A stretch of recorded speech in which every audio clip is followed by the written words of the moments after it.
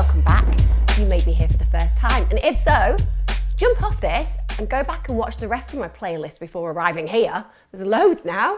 If you like crime and you like consistency, then I release on a Wednesday and Sunday religiously. Try and join me for a live premiere. It means that I can chat with you all, and I love listening to all of your comments and also learning new things, because you guys are pros when it comes down to crime. In fact, I don't even think they need a police force anymore. I think potentially my audience could just solve crimes constantly, because you know so much more than quite a lot of investigators, I believe.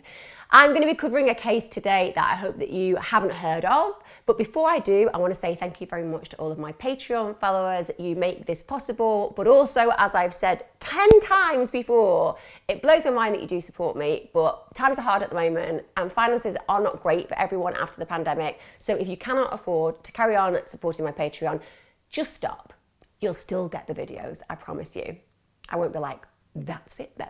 But on a serious note, thank you very much. I appreciate every single penny. However, I also equally appreciate every single one of your views, when you make a comment, when you give me a like, when you just chat to each other in such a kind and respectful way, because I see that. I know I'm there for those first few hours when I let these get released, but the point is, you are so supportive. It never fails to amaze me. I know this is about crime, but I kind of feel like it's become this really big extended family. And I know those of you who are constantly here, you'll understand that because you've been here from day one.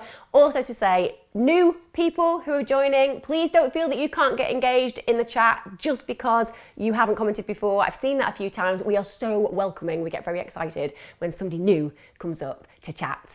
Anyway, enough of me chatting about you. The case that I'm going to talk about today is one of a girl called Ashely Reeves, and I wanted to do this for ages, but I wanted to make sure that I could dig deep enough to make it long enough, I suppose, because obviously when you're covering serial killers or multiple individuals dealing with crime, then the cases can obviously be expanded quite a lot, and I like doing deep dives. But when it's an individual with another individual that I'm talking about, it kind of makes it more difficult to make what I think a thorough investigation. But I hope that you'll feel that I've done this justice. So let's talk about Ashely Reeves. At the time of this horrific crime, she was 17 years old, and it's April 2006. At this moment, she's living with her parents, Michelle and Mike, and she also had a younger sister, Casey, and that's in Millstadt in Illinois. Now, as a young person, she was a really good daughter. She genuinely didn't give her parents any trouble. She was doing really, really well at Columbia High School, and she was an individual who was really well liked. An all-rounder. You know when you see those kids, they're pretty, they're clever, they're really good at sports. You hate them just a... No, I don't mean you hate them just a little bit. You know what I'm talking about though. They're the kid that's got it going for them. And they've got the personality match. That is who I'm describing. And it's not that to any way, shape or form minimises murders of other individuals who had horrible experiences as teenagers or acted out in horrible ways in families and actually maybe was even involved in crime. Every life matters. But I just have one of those feelings that when I'm talking about something like this, it reminds you of just how crime is indiscriminate in so many ways. You can be the best student, the model daughter, a great athlete, and it can find you. And this case is very much testament to that. She was actually really looking forward to graduating the following year because she wanted to pursue her dreams. She was really athletic, she wanted to go on and study further in education, and everything was going perfectly for her. She had a really steady relationship. Her boyfriend, Jeremy Smith, and her had been together for nearly 2 years. And as far as Jeremy Smith was concerned, they were deeply in love. Obviously, they were also kids, let's be honest. When you're 15 to 17, the world is all about relationships. So as far as he was concerned, he was deeply in love with her, and they had been going steady for a period of time. And I also want to bring in the fact that that's quite difficult, isn't it? When you're 15 to 17, they're big years, and being with the same person can present challenges. I know that some people are just like born with the commitment gene. My sister and her entire family suffer from that gene. They meet somebody at 15 and they get married to them. It's happened with all of her children. I missed out on the commitment gene. I see myself as a pioneer in my family for having managed to do everything wrong, including getting divorced. But the point is, it seems that some young people are capable of these kind of commitments very early on. And Jeremy definitely was. He was incredibly faithful in the relationship. However, she was kind of living a double life at this moment in time. And that double life was going to end in tragedy. It's as simple as that. So Ashely, on the day that this horrific, and I mean it was utterly horrific, this crime, she sets off around 3:30 in the afternoon, 27th of April 2006. At this point, she's actually using Jeremy, her boyfriend's SUV, because she says that she's got a part-time job interview about 15 miles away. So on top of the fact that she says that she's going to go for an interview, which obviously everyone's really happy about, you would be. You know, we all want responsible kids, don't we? I don't have them. Mine haven't got jobs, but never mind. For some lucky families, children and young people do things like take a part-time job to help with their studies. I haven't got the recipe for that one yet. But nonetheless, she says that she's going to go to this interview, but also after that, she's going to go and play a bit of basketball. She is an excellent basketball player. Really, really good. It's not unusual at all for her to go off, meet people and play basketball. So no alarm bells are ringing at this point. Now, in her family, they have a very strict curfew, 10 p.m. So they know that she's got to be in at that point. And it's important to recognise that Ashely also was always in on time. So when you have that kind of agreement in your family and people respect it, if somebody doesn't come home at that moment, it tends to really get the hackles up, doesn't it? It's all very well for people to say, oh, kids do these things, but there are certain young people that when they've got a curfew, they are home on time. At 10:30 p.m, she doesn't get back. So Ashely had promised her family that she would be back by 10 p.m. and at 10:30, she wasn't home. And it was an instant fear within that family. And it wasn't just a family that hadn't heard from her, it was her friends. And people started to text her. Now, I listened to an investigator talk about the fact that whilst understandably, young adults, young people, they do go missing and they do turn up. It's one of those things that's very normal. And when police are approached by family members, it's really normal for them to not take it that seriously because they just think that they're out partying. But one of the things that really gets them about this is the fact that when they look at the friends and family as a unit, they notice that the friends have been texting her and she hasn't responded. And they said that actually very often young people will ignore family. And I've never really thought of that.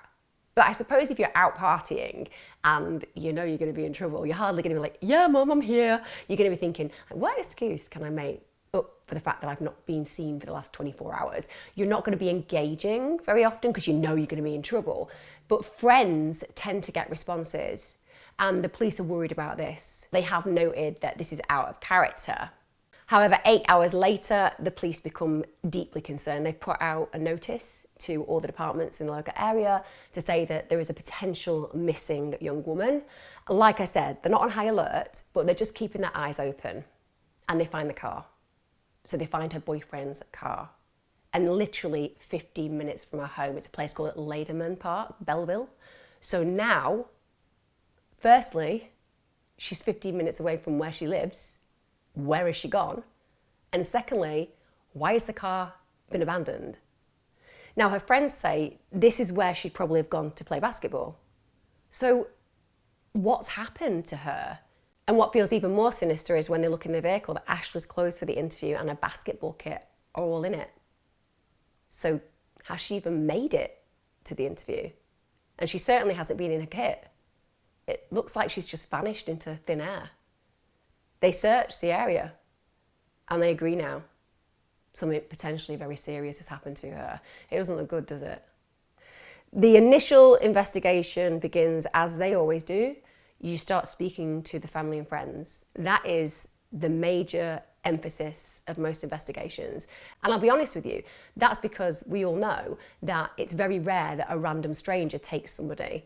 It tends to be if something bad happens to somebody, it's a friend or family member who's been involved. And they actually get her boyfriend in. And when you watch the interviews, you feel really sorry for him. I've watched a lot of interrogations where you can see that the individual being interviewed is lying or trying to fake their fears. What you see in Jeremy's interview is a kid being interviewed. He doesn't know what to say. He doesn't know how to come across. He doesn't quite know what he's in for or whether he's a suspect. You can just see he's trying to kind of say, I love her. I don't know what's happened to her. I don't understand it. And he's very complimentary. But you can also sense that this kid is thinking, Jesus, did these guys think I've got something to do with my girlfriend's disappearance? And you can see the authenticity. If you watch psychopaths being interviewed or criminals who've been guilty of an event, you can kind of see that they're lying. And the same goes for Jeremy. You can just see he's utterly confused. He just wants his girlfriend back. And he knows that potentially he's being considered as a suspect. Anybody who watches CSI would know that you are going to be a potential suspect. But the police very quickly kind of count him out. You are Ashely's boyfriend, is that correct? Yeah. Okay, I'm just going to go over a few things here for the record, for the tape. When was the last time that you saw Ashely? It was out at the bar, out in Paderborn. It was between 8 and 10, somewhere around there. And we swapped vehicles because she wanted to take my truck because she had an interview and I wanted to do an oil change on her car. Okay, and what night was that? It was on Wednesday night. It was her dad's birthday. And when was the last time that you talked to her? It was yesterday it was around noonish, between like 11 and 1. And she just said, I called her, left a voicemail earlier that morning. She called me on lunch to see what I wanted, and I asked her if she could bring my truck back. And she said no, because I'm going to go to this interview, and I'm going to go play basketball out since I'm going to be in Belleville anyway, so I'm going to go play basketball out there. So I said, okay. Did she say who she was going to play basketball with? No. And Sam, the teacher that is a friend of yours, I believe, from out there at Freeburg, Mm-hmm. What's their relationship like? What's that? The last time I was with them, where we were all together, it was me, Sam, my buddy Brandon, and Ashely. We were at Mardi Gras, and I mean, he was, it's Mardi Gras, so he's more worried about what's going on around him. And I mean, him and Brandon were real protective of her because we were at Mardi Gras, so when I went away to go to the bathroom and stuff. Other than that, I mean, just a friend. Mm-hmm. I trust them, so I really don't know. When they play basketball, it doesn't faze me because, I don't expect them to do anything. So. Do they play basketball together? They played a couple times that I know of. Okay. Yeah. Do you ever play basketball with them, or No. is it just mainly them? It's just mainly them. Okay. Do they talk quite a bit with each other, or? Yeah, they talk a lot. Like how often? I really couldn't tell you because a couple times he calls whenever, I'm around, and which like I said, I don't mind. But I would say when I'm around, she's probably talking to him maybe 2 or 3 times a week. Because a lot of times she does kind of walk off, but I don't question her because, it's none of my business. It's, her life. So who is this? I got to ask. Who is that Mike guy? I don't know. The name just popped up. We're trying to. Okay, I was just. We're trying to think of that. We're getting all kinds of different information here, so we're trying to.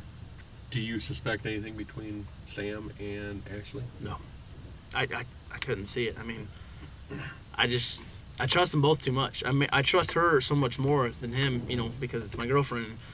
I don't think he would ever do anything to harm her. It's just. It doesn't seem like it's his nature. I see something. You're wanting to tell me something. I just sense that. There's something that we need to know everything. Yeah. Oh, believe me, I seriously am giving you my 100% all, telling you the truth. I mean, I love her. I love her to death. Anything to get her back. I've cried, but I mean, I'm just so tore up about it. How does she?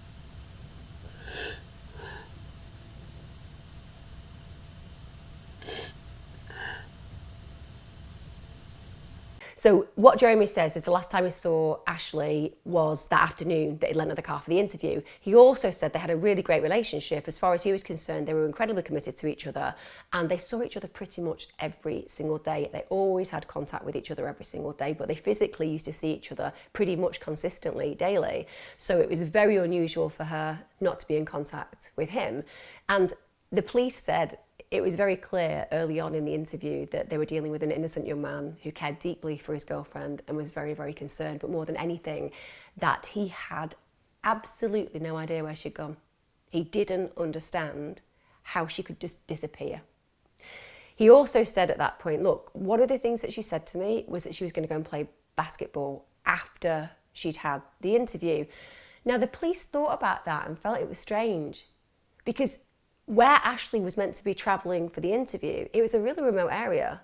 So why would you play basketball in a park in the middle of nowhere, particularly an area that you didn't know very well, when you've got local parks near you?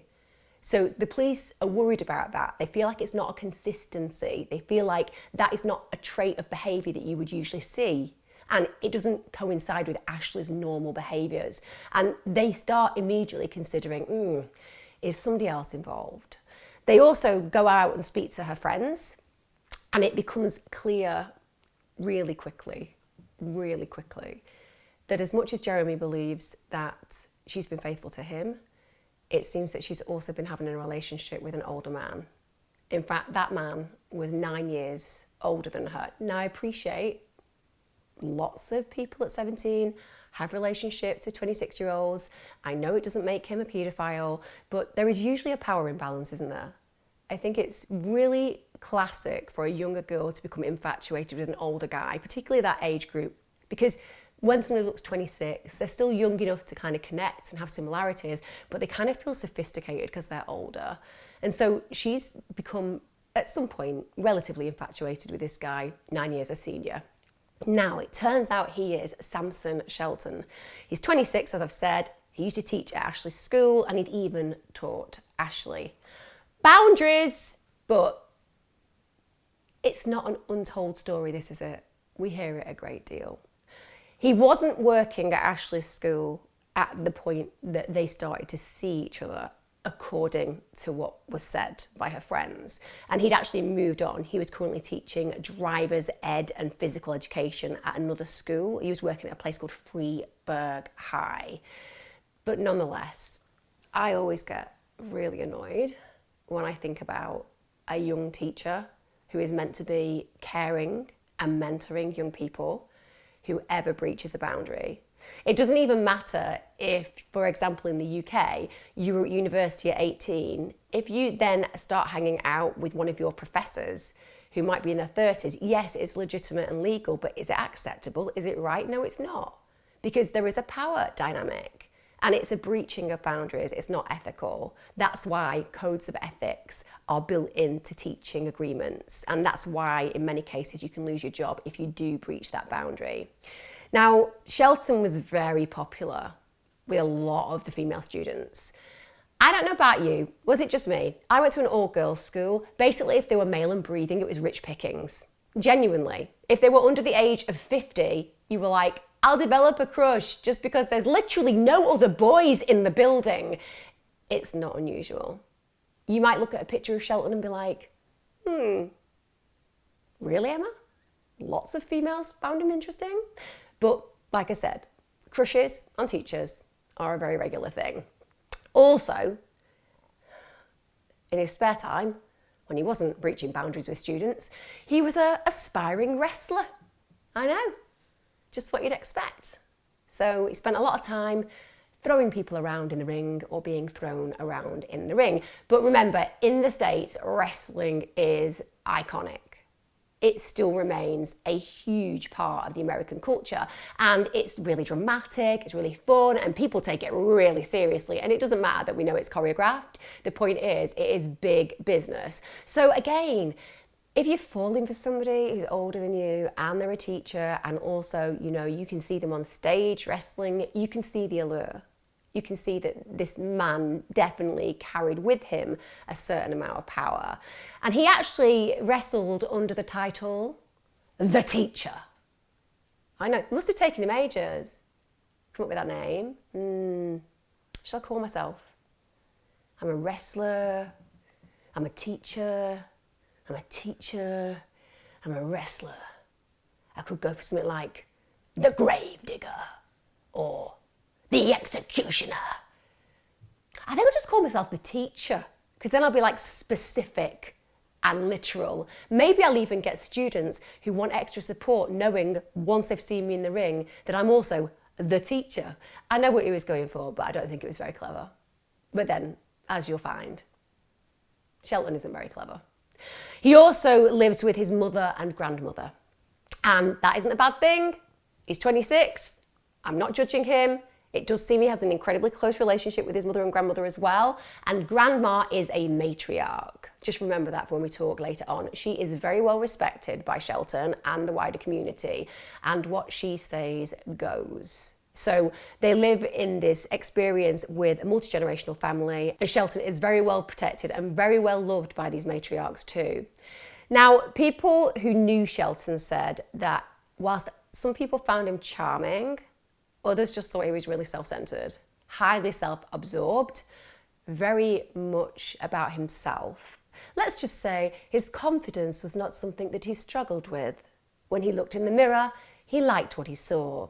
And whilst he was pleasant to people around him, some people close to him got the vibe that he thought he was a little bit superior. So now when Jeremy is being interviewed by the police, he's also asked the question at this point, look, do you think there's something that could be going on with Ashely and Shelton? Because the friends have come and said to them, well, we think there is something between Shelton and Ashely.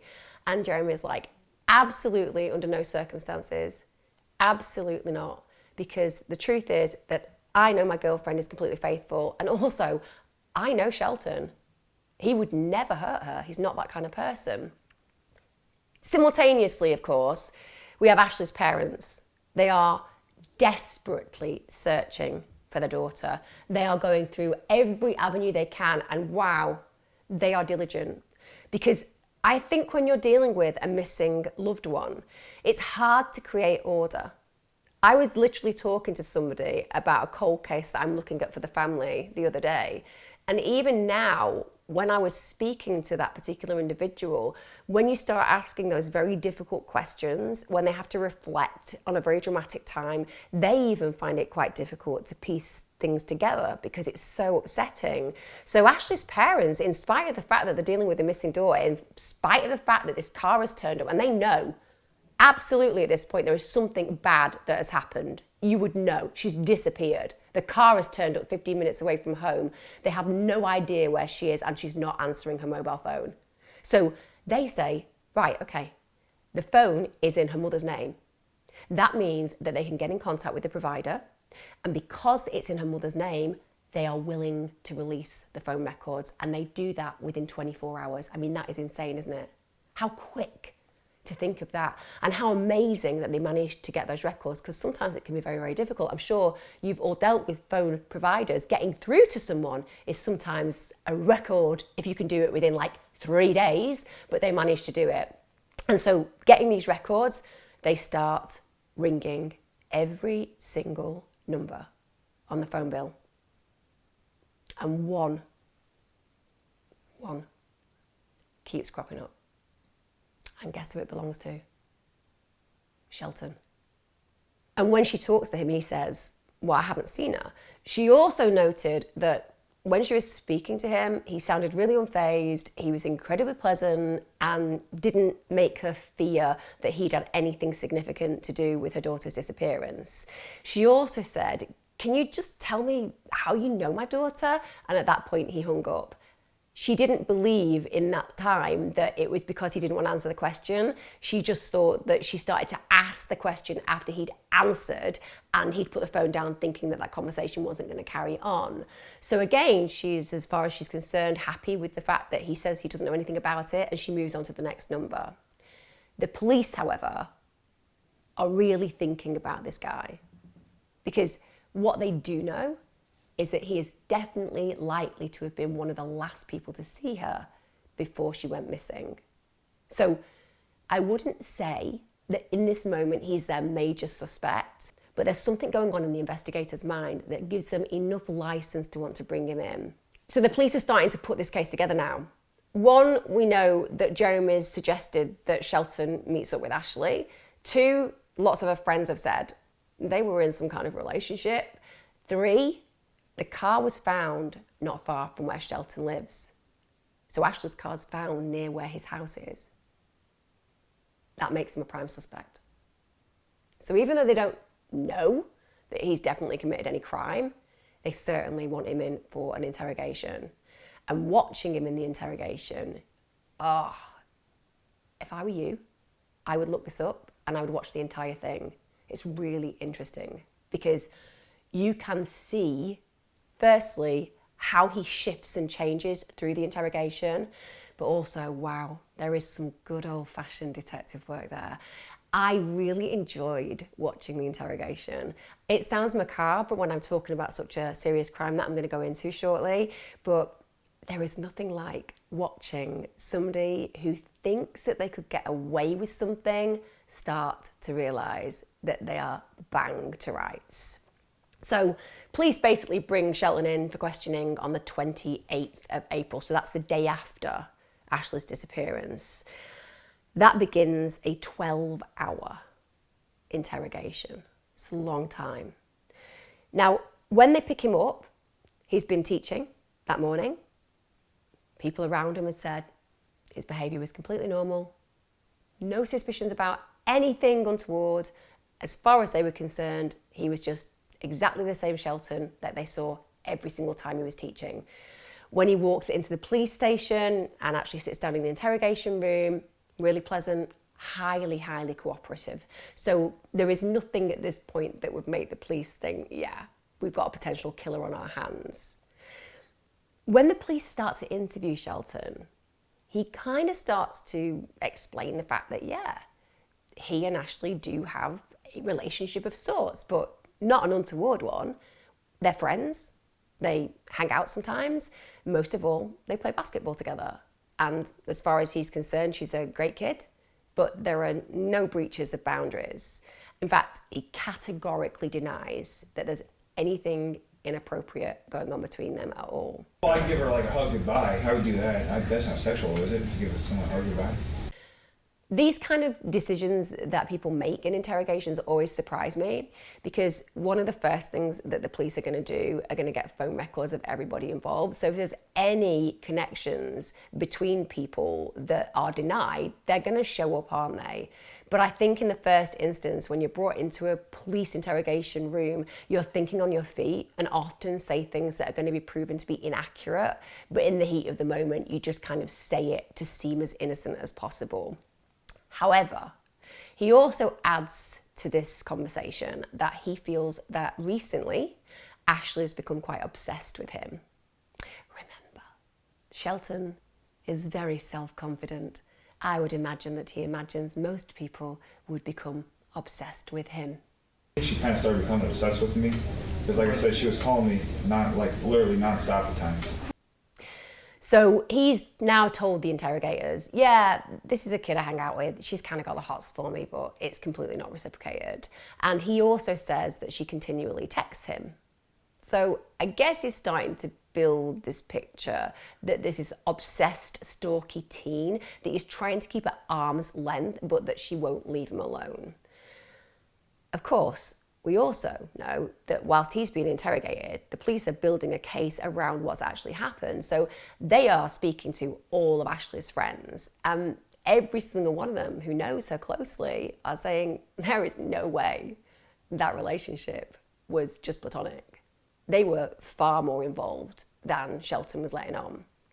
Also, she's confided in some friends that she was supposed to be meeting him the day that she disappeared. So she's told people that she was meeting Shelton. Police obviously put this to him, and you can see in the interviews that he starts realising, this is going to be more difficult to get out of because people have evidence that I wasn't meant to meet her, so he starts changing his story. And it's so weird. It is bizarre what he says. And I'm going to let you watch the interrogation and what he says about the relationship that he has with Ashely. We never kissed. We never kissed. Yes, we did have sex in the back of the vehicle there, and after that day, I felt absolutely terrible about that. What did you think of that? Shall we just go through that for a minute? Okay, I did have a relationship, kind of, with Ashely. We got together in February 2006, but I want you to know that when we had sex in the back of the car, we didn't kiss. Like, one, Shelton, I'm going to be honest with you, that makes you sound like a really inconsiderate lover. And secondly, it doesn't feel real, does it? That somehow he and Ashely had sex, but he didn't connect with her on an intimacy level because he didn't kiss her. He had sex with her, he had intercourse with her, but he didn't actually consummate it in that kind of intimate way by respecting her and kissing her. This would set off horrible alarm bells for the police because it's a way of firstly dehumanizing her a little bit, as in she wasn't worth kissing, you know, she didn't have that value. Secondly, it kind of makes him say to the police, I don't feel as responsible because we didn't have that intimate connection. But also it shows you his mindset. I mean, that kind of mindset just doesn't make sense, does it? He is putting things together on the hoof, trying to convince these police that he's not really a bad guy. But because he's so self-obsessed and egocentric and narcissistic, what he does is he builds an even more sinister picture of his behavior. He also tries to say, look, you know what? I feel really bad about it. I feel terrible that we had sex. We shouldn't have had sex, but this is something that weighs heavy on my conscience. And at the end of the day, I feel really terrible about it. And all he does throughout is he makes the police more and more suspicious. Because if there's one thing the police hate, it's an individual being interrogated who keeps changing their story. If you have nothing to hide, you just tell people the truth. It doesn't mean that you won't occasionally remember the facts. You know, it's a classic scenario that liars can recall details that are exact because they're sticking to a story. So when somebody creates an alibi, they will be static in the alibi. That is actually quite damaging, because what we expect is people to remember fleeting moments that they hadn't thought of before. So often you will tell a story and then you'll be like, oh, I remember this, because you're relying on memory, not creation of memory. You're not relying on a story you've made up in your head. You're relying on an event that occurred.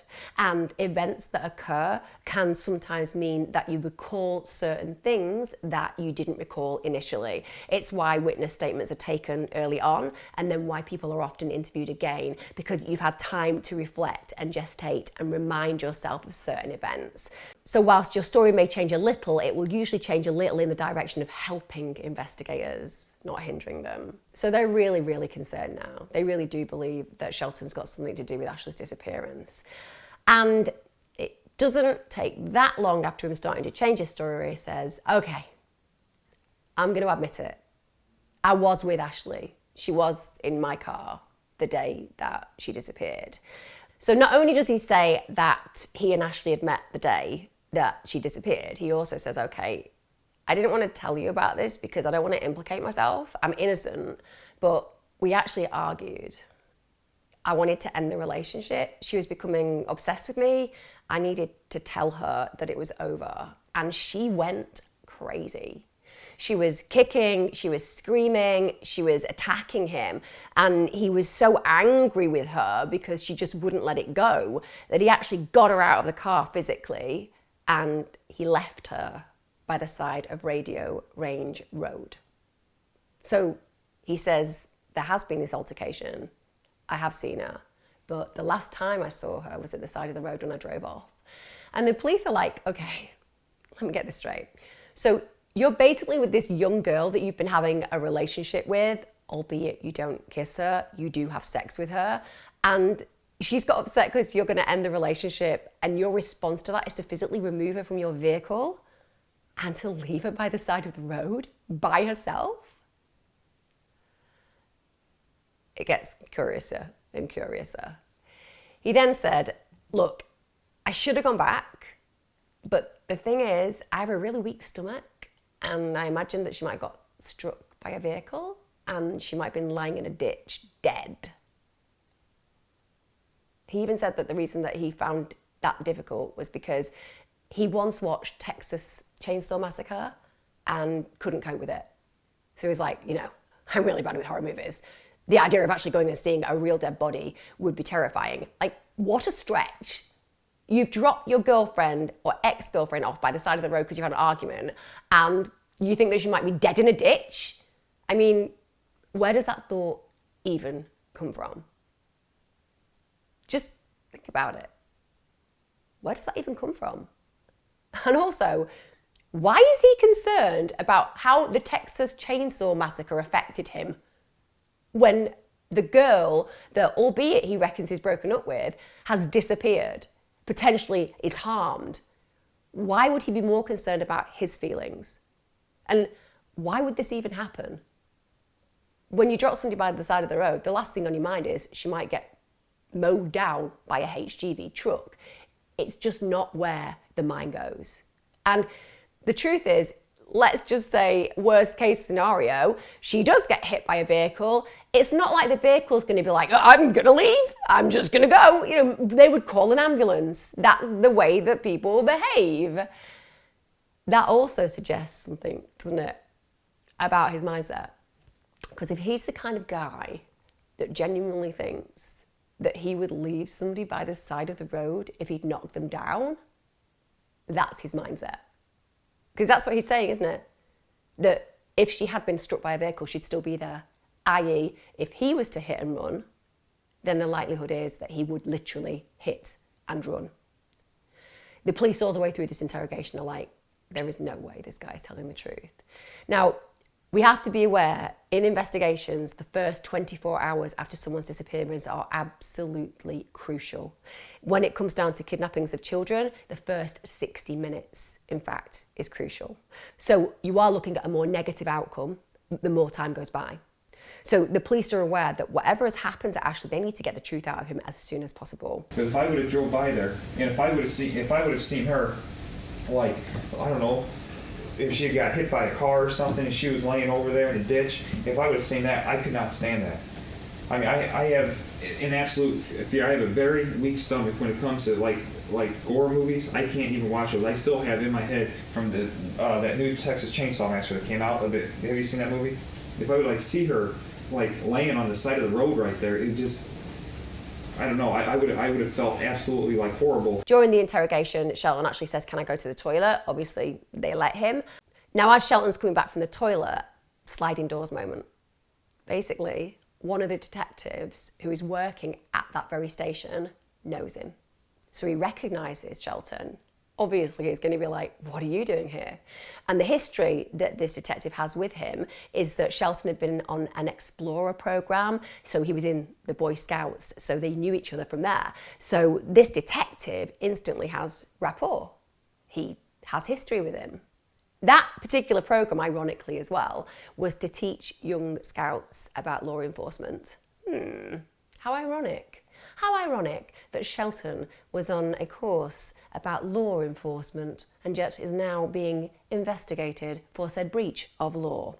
So this detective thinks to himself, I need to get involved, because rapport is really powerful. You'll see that in lots of interrogations. Good cop, bad cop. That is played diligently in so many interviews, and they do it so that one person builds rapport and so another one pushes. So you've got a friend in there and a foe in there, but usually it's the friend who's going to get the information out of it, because of the fact that when you talk to somebody that you feel likes you, you are much more inclined to give them what they want.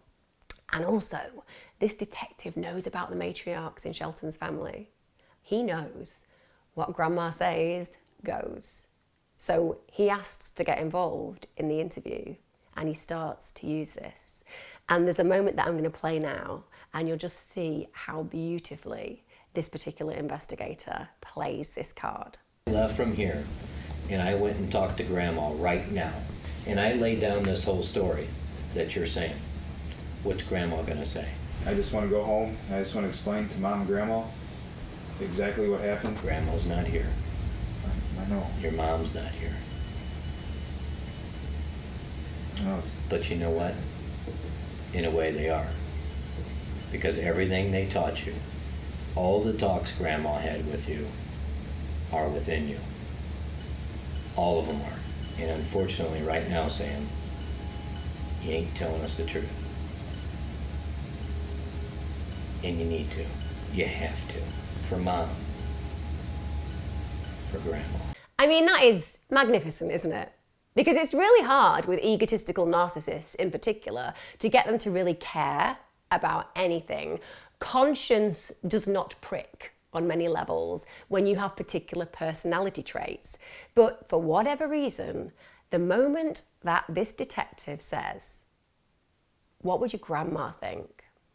What would your gran think if she heard you telling the story that you're telling me?" And the effect is absolutely immediate on Shelton, as you can see. And at that moment, the detective knows this is when I go for it. So he says, "Listen, Shelton, you need to tell me the truth because of your mother, because of your grandma." And he immediately elicits this response from Shelton where he says, "I just want to be able to go and tell my mum and grandma what happened." So his immediate concern, bear in mind, is not for Ashely. It's not for truth.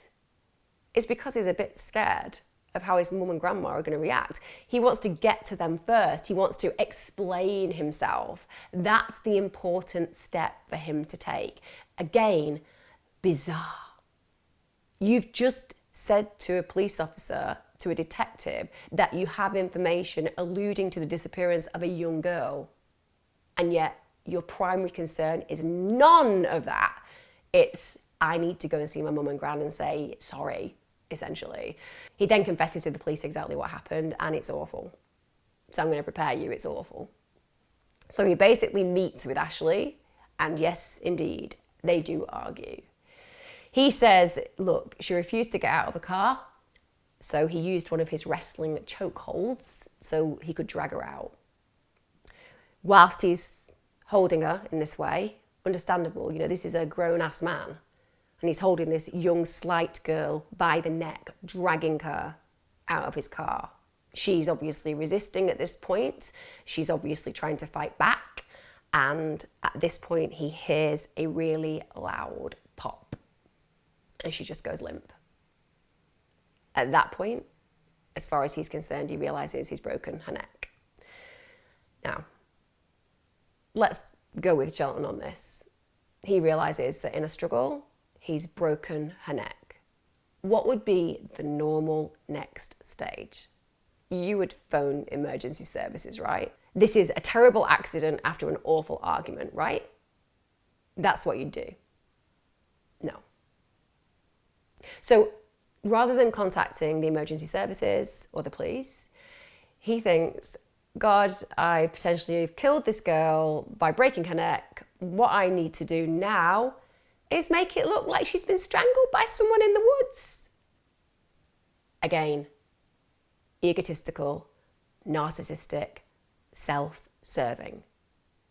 What kind of a human being, what kind of a teacher, mentor, thinks that they have broken the neck of their ex-partner and thinks, I'm going to make it look like somebody strangled her, some stranger.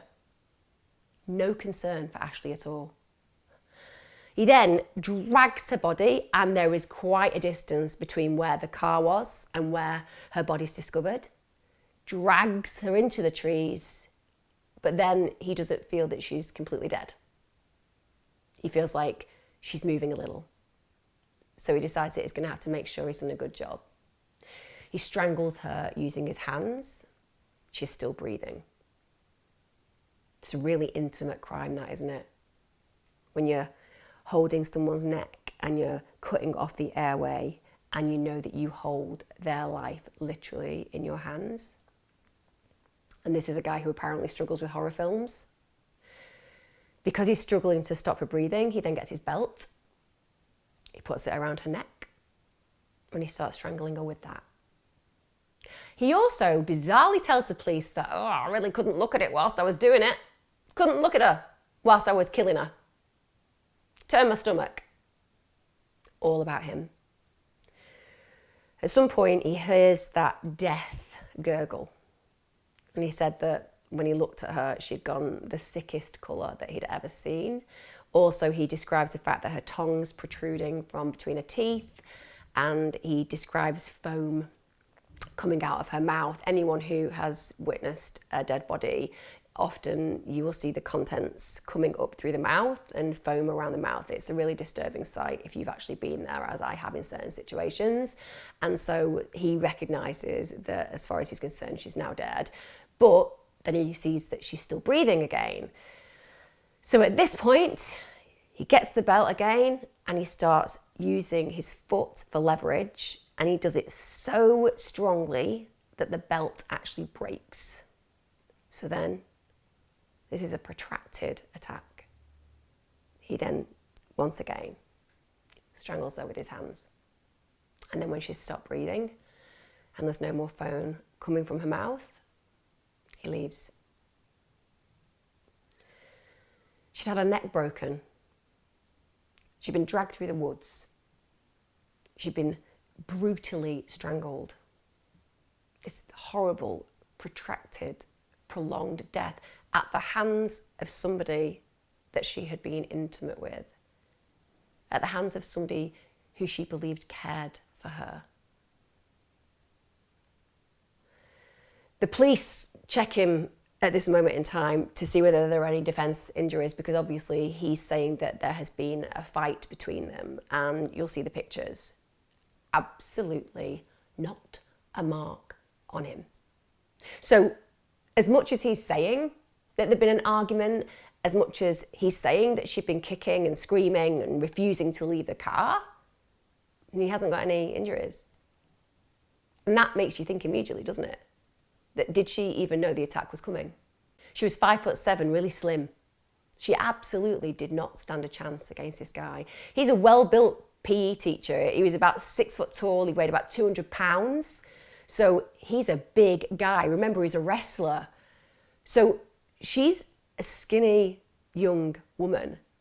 He's going to have complete domination over her. At this moment in time, the police say, you are going to have to take us to where her body is. You know, we need to bring her home for her family. They know she's dead. They need to let the family know that they're going to go and find and return and retrieve her body. So at that point, he takes them to the woods. It surrounds a place called Citizens Park, and at 2 a.m. on the 29th of April, he takes the police there. And it's really difficult because there's loads of undergrowth. Now, bear in mind, this is 30 hours since Shelton has horrifically attacked, strangled, and murdered Ashely. So when they actually get to the area that they're searching, it's really challenging because Shelton hasn't really made the best mental note of where he's dragged her body. It's really dark, it's 2 a.m. in the morning. And to be fair, after about half an hour of searching, the police think he's just making this story up. Genuinely, they're like, this guy's a fantasist. Maybe we're wrong because he's saying that she's here and we can't find her at all.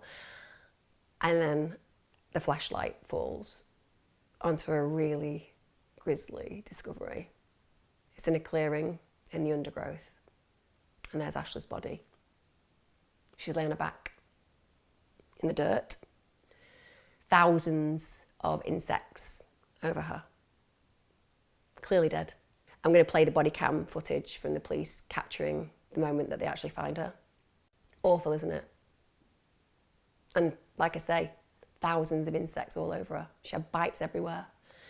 So the police at this moment in time obviously start assessing the scene. They start going through the formalities, and one of them's looking at the body of Ashely, just this teenager who has been horrifically and brutally slain. And then suddenly, her chest rises. And suddenly, they notice that she's breathing. And it's like a miracle. They just all freak out. She's still alive. She somehow managed to survive this sustained, horrific attack. And all being left out in the elements. Now, she's barely breathing, barely hanging on to life at this point. They're trying to talk to her, but she's uncommunicative. She's really badly injured. She couldn't move, she couldn't call for help. And I'll be honest with you, when the police started to kind of get her sorted with the paramedics, they really didn't think she was going to make it out of the woods alive. And the paramedics arrive, get her in a neck brace straight away. They get her on a stretcher, and then they actually flew her to St. Louis Hospital. She's put in an induced coma because her injuries are so bad. She was literally a miracle. The paramedics didn't think she was going to make it to hospital. When she got to hospital, they didn't think that she had a chance. It's the start of a really long, but a really miraculous recovery. We'll talk about that a little bit later on. So now we have a situation where the police are not dealing with a body, they're dealing with a potential victim who can identify their attacker. Shelton's taken back to the police station. At this point, he has completely confessed, and they charge him with attempted first-degree murder. Now, what is really chilling about this man, aside from his heinous actions, is, honestly, he just acts like nothing really bad's happened. Seriously, he just doesn't seem to feel that he's done anything wrong. So let's just humour ourselves for a minute. We can't assess Shelton as an absolute psychopath. I can't do that. But we'll just go through the kind of variables that may make him seem like he has psychopathic and narcissistic traits, shall we, for a little bit of fun? So first of all, he doesn't really seem to be fazed that he's been charged with attempted first-degree murder. Pretty serious. Secondly, he doesn't seem to be showing any remorse for his actions whatsoever. Let me just play this. Am I going to be able to get like my contact solution and take my contacts out and toothbrush and... I don't think so. I can't take my contacts out either? That's right, guys. He wanted to know, would I be able to get some contact lens solution and my toothbrush, my little weekend stay in prison? Also, listen to this. I'm able to get like a little private toilet because I can't pee when there's people around. That's right. He's interested, not in the situation at hand, but he's just been charged with a really serious felony. He wants to know what kind of toilet his cell would have. I imagine later on he was worried about the kind of duvet and curtains and whether they matched. Maybe he could have a trip to IKEA where he could select his own accessories. So, again, another trait where he's just showing absolutely no empathy. We understand psychopaths don't have a lot of empathy. And this is the pièce de résistance for me. I'm able to get like a little private toilet because I can't pee when there's people around because of my urinary stress disorder. Yeah, I don't know, Sam. Well, I'll tell them that that's what you want, but I don't know if they'll be able to do that. Because I'll be miserable if I can't pee. Yeah. Yes! He's making it clear to the police officers and detectives that he has like a urinary stress disorder, and that means that he's going to need his own private cubicle because otherwise he won't be able to pee. And you know what? His life will be so miserable if he has to pee in front of other people because he'll never be able to pee, which is not going to be the case, is it, Shelton? Because you just explode. Nobody explodes in life. You'll just have to get used. See it as exposure therapy, Shelton. See it as exposure therapy where you get over that little phobia of yours because you can have a long time in prison peeing next to strangers. Anyway, as you can note, again, very much concerned about his own needs. Meanwhile, we have a teenager he's brutally attempted to murder and leave for dead, fighting for her life. So complete imbalance of understanding of what his actions have done. That is typical narcissistic psychopathic behaviour. Again, I can't say he is. I'm just saying the traits kind of fit. Callous, low empathy, criminal, egotistical, no ability to understand ramifications of his own behaviour, and completely concerned about himself and only himself. Also, the belief that he has a certain amount of power, even in a scenario where he has no power, such as asking for a private ensuite, telling the police he wants his contact lens solution. All of this says that he has absolutely no ability to understand the vocabulary of painful emotions that other people are being put through because of his behaviour. And that does smack of those kind of traits.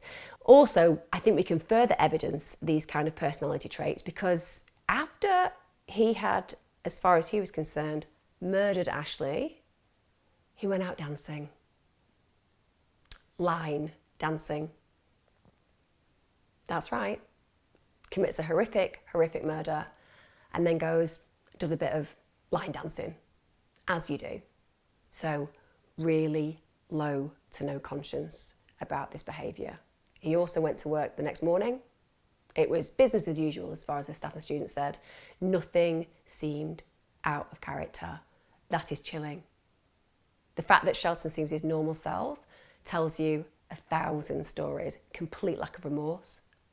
It just makes you recognise that this is a wolf in sheep's clothing. Isn't it strange how certain types of characters pick certain types of jobs? When you look at paedophiles or serial killers, very often they're in the most respectable jobs. Why? It gives them access. Secondly, it gives them power. And I think that he fits that paradigm very, very well. Now, the next bit of information I'm going to tell you, you're all going to go, what? Sorry. Did Emma just say this? And I'm going to go, yeah, I did say it. I'm going to say it. He made bail. How did that happen? How did it happen? So, despite the fact that he had attempted to murder this poor defenseless young girl, she's in a coma because of him. Despite the fact that he's gone, yes, I did do it, finally, albeit that he wants to check whether he's got an ensuite because of his P condition, they let him have bail. It's set at like $800,000. Initially, it's set at $1 million, but they get it reduced, and it's paid. His bond is paid. Now, I will admit, he's placed under house arrest. He's given an electronic tag, so it's not like they don't know where he is, but Jesus Christ, apologies if that offends you, those words, but I do think it's appropriate. Basically, he's allowed to live in the comfort of his own home. Basically, he's allowed to live in the comfort of his own home for a year before the trial. That's not right. Ashely's in a coma, in an induced coma, and he gets to go home to be with his mum and grandma. That does not make sense to me. I asked myself, if he'd been a different ethnicity, if he'd come from a less privileged lifestyle, would that have been the behaviour you would have expected? I don't think so. I think he'd have had his ass thrown into jail immediately. And I think that shows an inequality. That's not how you treat somebody who's that dangerous. He's really dangerous. Ultimately, he also pleads not guilty to attempted murder. I mean, that's more evidence, isn't it, of a lack of remorse? Because he clearly did say that he tried to murder her and that he tried to cover it up and make it seem like a stranger had done it. How on earth could he not accept that that would be seen through? Now, while Shelton is in the comfort of his own home, awaiting his trial, he takes an overdose. And he does take an overdose of prescription pills. He also takes them with alcohol. We all know that prescription pills with alcohol are a very dangerous mix. He also writes on his chest, "Do not resuscitate," in pen. Now, there's two ways of looking at this. The police don't believe it was a serious attempt. They believe that he had created this ruse, so to speak, to make him look like he had a conscience and to use to some degree in his defence. He did seem unresponsive when the paramedics arrived, but when they started to work on him, he came round and started going absolutely crazy. He was lashing out at them. He actually kicked a nurse in the face, and when he got to hospital, he spat at a guard. So he was really awful. He was very racially abusive to a nurse there as well. So not necessarily the behaviour that you would expect of somebody who was so depressed they were going to take their own life. That, as I said, led to a lot of people saying that it wasn't genuine. I don't know, because I also think that narcissistic psychopaths like to make sure that they have their power. So if they can end a situation and be in control of it, many will do that rather than take responsibility and accountability for it. And whilst I absolutely think that Shelton was a piece of crap, I also know that mental health issues are very real and very serious, and it takes quite a lot for somebody to take an overdose. So I'm not going to say it wasn't genuine. Only Shelton knows that. I'm just giving you the details of other people's perspectives. But mental health needs to be taken seriously no matter who is harming themselves. And suicide attempts should always be taken seriously. I really struggle when people are like, it was just for attention. Because if that were the case, people wouldn't end up dead. It's not for attention. It's because people are very unhappy. But as I've noted, with his personality traits, it could also be about control. And Certainly the prosecution, when they were looking at this, genuinely thought this was all about raising sympathy and making them think about his mental health. And again, that would show deep manipulation, which, gonna say it again, plays into that whole psychopathy kind of thing. He was, however, found competent to stand trial. But it never actually went to court. And I know that for a lot of you, you'll be like, what? This guy's admitted that he went to kill Ashely. We know he left her for over 30 hours. He's an individual who's clearly self-obsessed and manipulative and dangerous. But the reason it didn't go to trial was because the only thing that Ashely's family cared about was her. They just wanted her to get well. And the idea of her being put in front of a jury and being questioned by the defense, that felt that it was something that she would not have been able to deal with. She'd already been through so much pain. So in 2007, they agreed a plea deal. And I know for many of you that will feel like poor justice, that this man got to do a plea deal, but we all know how aggressive it can be when someone is questioned by the defense. You know, you get ripped to pieces. Little microscopic details of your life and your mistakes are amplified hugely. And Ashely was going through a rehabilitation process that was going to take years. They just wanted it dealt with. Now, this is the bit that really gets my goat. Because you know what Shelton's family claimed? Shelton's family. You know, the mum, the grandma of this man who has tried to brutally murder a young girl at the beginning of her life, broken her neck, strangled her, left her for dead. The family said that they reluctantly accepted a plea deal due to the demonisation of him in the media and the fear that he wouldn't get a fair trial. That's right. Shelton's family were like, oh, it's really not fair, but we're gonna have to accept it because you've been so badly treated in the press, Shelton. How to create a narcissist, grade 1 level. That is how we create people who don't take responsibility for anything they do. So they reluctantly accepted it. A plea deal. If that had gone to court, there is a strong possibility that man would never walk the streets again, right? He absolutely would have been tried for attempted first-degree murder. That carries a massive sentence. And if I want to add insult to injury, I'm just going to read a statement that his mother stated. Sam Shelton's family and friends know the incident with Miss Reeves was an accident. But we reluctantly support Sam's decision to plead guilty. Let's go through that again. Sam Shelton's family and friends know the incident with Miss Reeves was an accident, but we reluctantly support Sam's decision to plead guilty. An accident. Accidents are when somebody does something, acknowledges it, gets it dealt with, not when you actually break someone's neck, drag them into undergrowth, strangle them repeatedly, and then leave them for dead. That's not an accident. That's a cover-up. That's a cover-up of first-degree murder as far as Sam Shelton was concerned. And she also went on to say that she acknowledges that, you know, her son hurt Ashely, thought that she was dead and tried to cover it up. But as far as she's concerned, that does not constitute attempted murder. Well, you know what, Sam Shelton's mum? You're delusional. That's it. You're delusional. And you are part of what created Sam Shelton. You, with those stupid, absolutely unparalleled as far as being ridiculous in your ideas around what is and what is not the law, you have created the ingredients of your child. Because literally, Sam could murder somebody and you'd still blame the victim. It's horrifying that that statement was given out. She was also asked in an interview whether she was disappointed that Shelton hadn't actually apologised to Ashely. And she said, no, not in this case, no. What case would you feel that an apology was required? Because that says something unbelievable to me. Probably that there are some dodgy genetics running in that family, if I'm honest. I can't diagnose his mother either, but what's it say to you? No empathy, no lack of remorse, no accountability and responsibility, and an unwillingness to be concerned about the victim. His mum has all of those traits. Also, she defends the indefensible.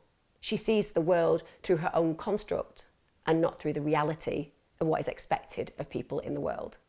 So yes, he does plead guilty to attempted first-degree murder, but because it's a plea deal, he gets a way lesser sentence. 20 years is nothing when you think about what he did. And to all intents and purposes, he's got his whole family going, he doesn't deserve that. But let me tell you, the defence would have said to him, snap their hands off with this deal, because sweetheart, if we go to court, you are looking at 60 years in prison. 60 years. So by agreeing that plea deal, he managed to, yes, accept that he was guilty of attempted first-degree murder, but no, he didn't face the consequences he deserved. And when he did have the option to address court or to address his victim at sentencing, he didn't. He just had nothing to say. Because he really doesn't believe he did anything wrong. Ashely, however, said that she was just really glad it was all over. She just wanted to get on with her life. She just didn't want to think about it anymore. Shelton is now 41 years of age. He is incarcerated at the medium security Hill Correctional Centre in Guilesburg. Now that's where he's been for the past 14 years. That means he's going to be eligible for parole in 2024. It's coming up fast, isn't it? 3 years. And that man may be out. He has never shown any remorse, nor has he ever apologised for his actions. I mean, is he ever going to be safe to walk the streets? He's never shown any remorse. He's never said sorry. As far as he's concerned, he's done nothing wrong. Should he be allowed out? The truth is, Ashely in interviews has said, look, I never expected an apology from him. He even got off with the charges of assault against paramedics and the nursing staff, because obviously when he had the suicide attempt, he attacked so many people, but they got dropped. So that's surprising, because essentially, even in a moment where he should have people in power and domination over him, it feels a little bit like he somehow was able to manipulate the situation. Ashely's recovery has been really slow, but I tell you what, she's one of the toughest cookies I've ever come across. So she was in a coma for about 2 months, and then she spent a further 2 months in hospital. She did suffer a brain injury in the attack, so she obviously had a very slow road and progressive road to becoming able-bodied again. 23rd of May 2006, she got released from hospital to a rehabilitation centre, and that was in her local community. And then she finally got home on the 22nd of June 2006. I would say one of the good things about what's happened to her is that she doesn't have any memory. She literally has no recall of the event, the days before the event, and actually the weeks after. But what she does remember is that it wasn't Shelton who wanted to end the relationship. It was her. So the likelihood is it wasn't because she was refusing to leave the car that he tried to kill her. It was that she had ended the relationship, and he wanted to make sure that she paid for doing that. It's amazing when you think that when she arrived at that hospital, they thought she was going to die. She proved every single person wrong. And the severity of those injuries was so severe that her parents and family were told that no matter what, if she survived, she would be paralysed for the rest of her life. She proved them wrong. She learnt to talk, walk, feed herself, do other daily tasks. She even said that one of the things that was incredible on her journey to healing was when she could drink water for the first time, because she had to learn to eat and drink again. And she said just having a sip of water and it going down her throat was just absolutely beautiful. She obviously had to go through loads of months of really painful rehab, really challenging treatment, and you will be really pleased to know she's got complete control of her body again.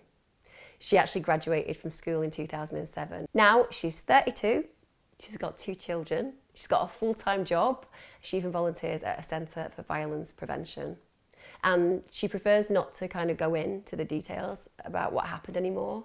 She lives a life completely out of the spotlight. But she is the definition of a survivor. She's the definition of everything that Sam Shelton could and will never be. I feel that there has been an injustice in this case. I'm going to be honest with you, because I think that he should have got 60 years. I really do. I don't think that kind of human being can be rehabilitated. I think it's something within their nature. And whilst you cannot change or challenge that, what you can do is make sure that society is safe from them. I'm sure that his license terms, when he does get parole, will be very, very strict. I'm sure that he'll end up living with his mother again. You know, he'll be that typical individual who just gets everybody around him to make him to be the victim, and it will do absolutely no good for him whatsoever. Let's just hope that if he does get out, no woman is stupid enough to entertain the idea of a relationship with him. Although that is highly unlikely, as there does seem to be quite a healthy population of individuals who do like to write to people in prison and even suggest getting married to them. I mean, someone married Richard Ramirez, the Night Stalker. Need we say more? Like I said, I know this was a gruesome case to some degree, but also, it was a case of hope, wasn't it? Because she is living her life fully. She's got kids, she's happy, she's healthy, and she's free. And I imagine that her success is her greatest revenge. Join me next time. I hope that you found this interesting. As I've said, though I've included some of the interrogation, please do go and watch it. It's brilliant.